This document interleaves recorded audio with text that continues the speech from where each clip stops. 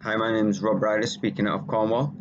Um, this video is just want to reinstate and reinforce some of the understanding that is out there at the moment regarding health. So, obviously, the big thing that has come around the last few years is terrain theory, and that infections, should we say? Got to be careful with the wording. Are the result of an issue and not the cause of an issue. And a lot of people are talking about this and kind of getting it in the head. But there's another piece of information that, because that's had a lot of focus, there's another piece of information that needs to make sense that still a lot of people aren't getting. And this is why people say, oh, I've got a pain here, I've got this chronic issue, I've got this rash, etc., whatever, I've got a headache. And then they straight away go back into allopathic thinking, going back into thinking that something is wrong. So that terrain theory has got a lot of publicity over the last couple of years,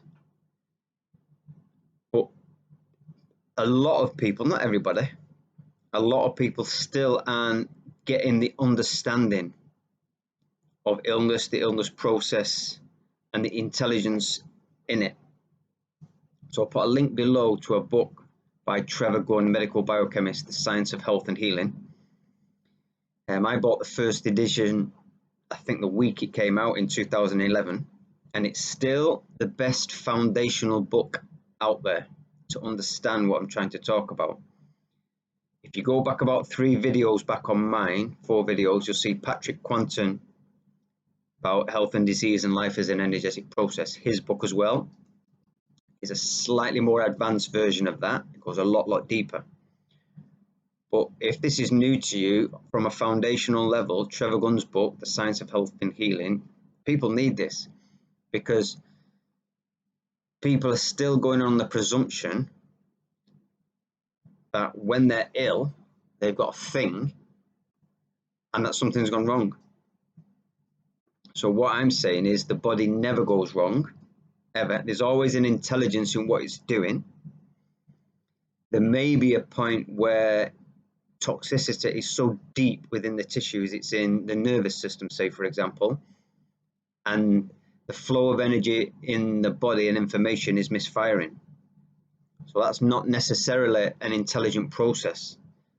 That's just that toxicity has gone so deep within the system that the body is finally malfunctioning.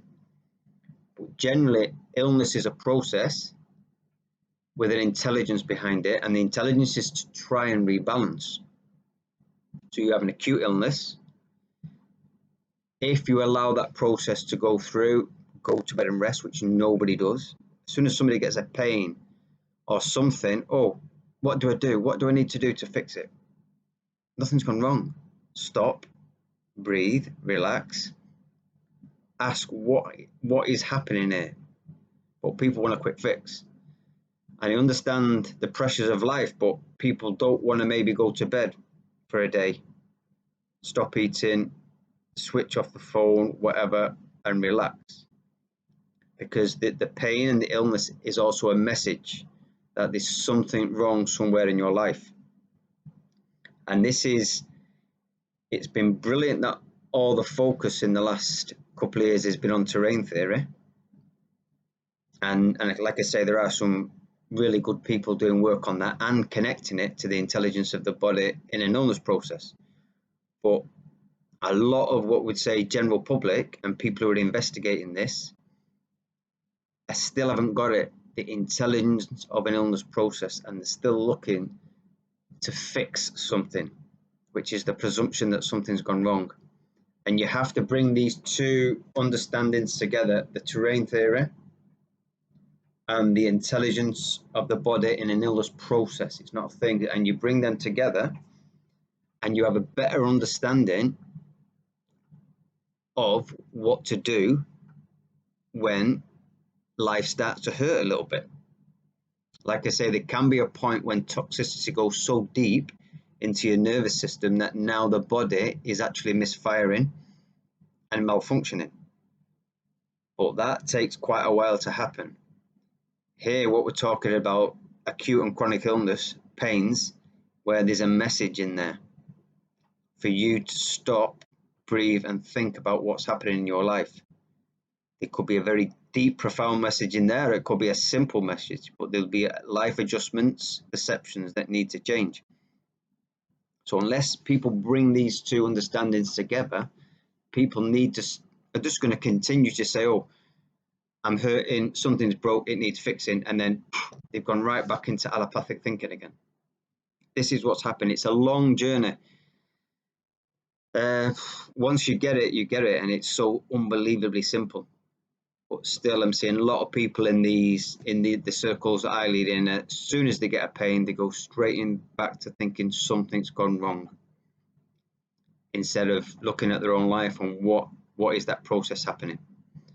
So this is just a short video, just really to bring those two ideas together, so people can get a full holistic view of an illness, to stop dropping into that allopathic mindset and start to think a little bit more. So I'll put Trevor's book below, and for me that is your foundation. And then if you want to move on to like degree level, if you like, then Patrick's book, Your Health in Your Hands, is where to go as well. Okay.